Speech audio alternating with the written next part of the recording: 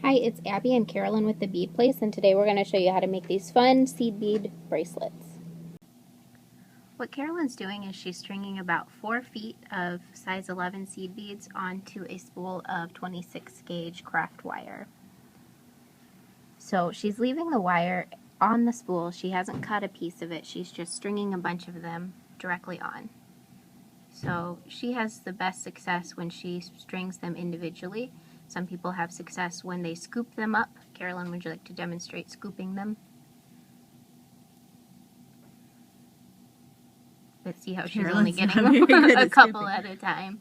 So try different techniques and see what works best for you.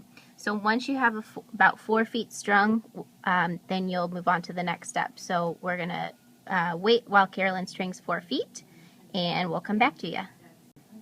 Okay, so she has strung 4 feet.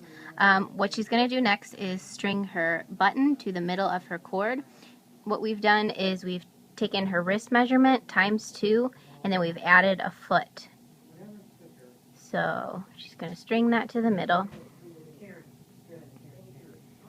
And as soon as she gets it in the middle, what she's going to do is tie an overhand knot right beneath the button.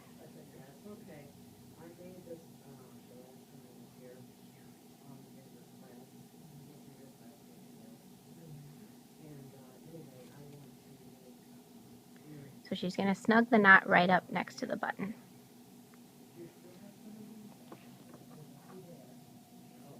So turn it around so we can see. I'm going to focus on it. Alright, like that. Okay, so now what she's going to do is she's going to start with the end of the wire, and she's going to just basically coil it around right next to the knot. And it's okay if those coils overlap a little bit. She's using black wire to match with the cord.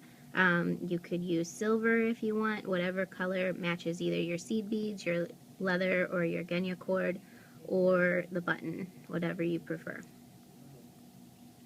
So she's going to wrap around a few good times, and it's easier if you twist the cord rather than the wire, but do what works best for you.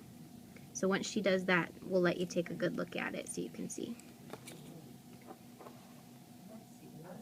So I know it's black on black, but I imagine you'll be able to see. Good deal.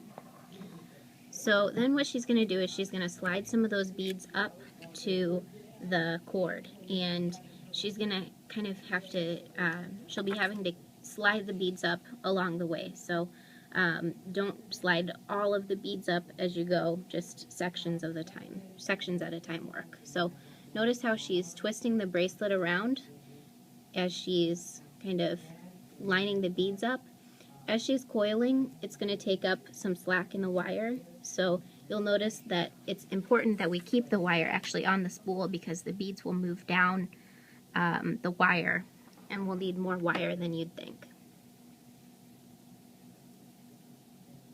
So she's just coiling and coiling and moving beads up and coiling and coiling. So Carolyn, once you get a few turns around, why don't you let us take a look at it? And let me get one more silver on there. Okay.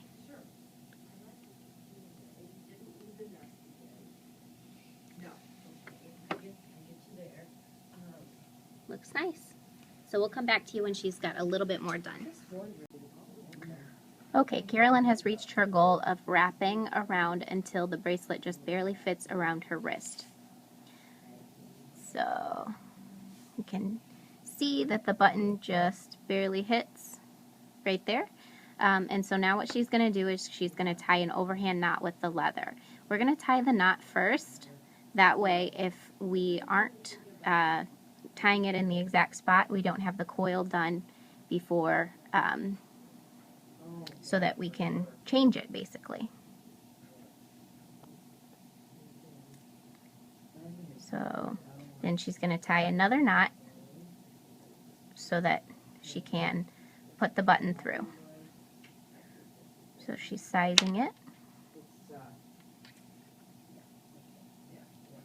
I like this, I don't have to talk.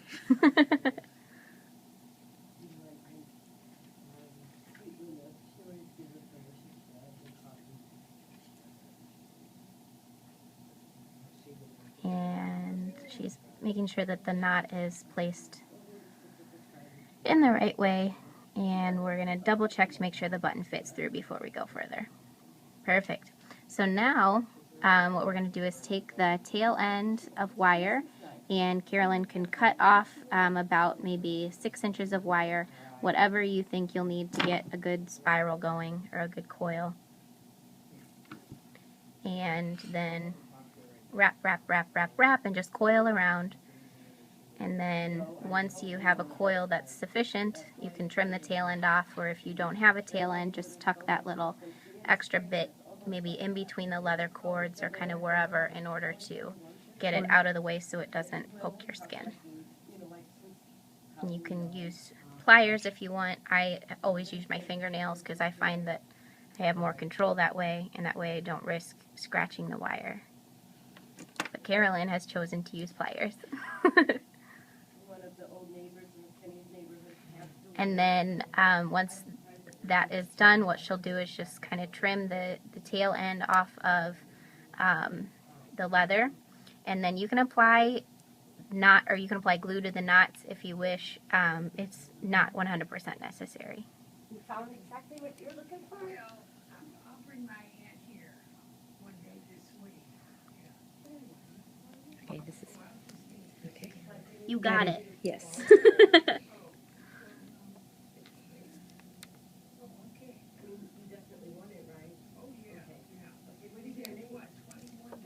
There we go.